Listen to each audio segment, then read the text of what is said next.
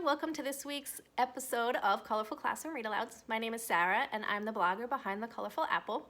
Each Wednesday night I come to you with a different read-aloud book that you can share in your classroom just to read for enjoyment or to really get conversations started with your students about important things in their lives.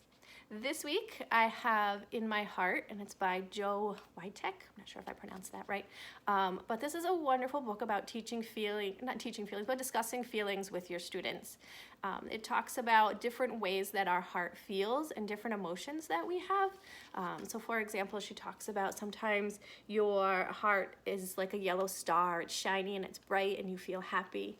But other times you're really angry and your heart feels like it's going to explode. And these are just ways that you can really get students to kind of internalize what they're thinking and what they're feeling, and help them know that it's okay to feel those things.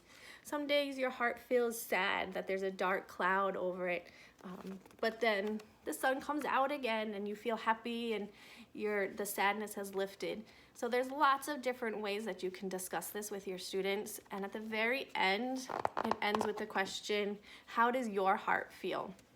And so I've created a freebie for you guys if you wanted to extend the thinking in this book with your students and talk about how their heart feels at that particular time.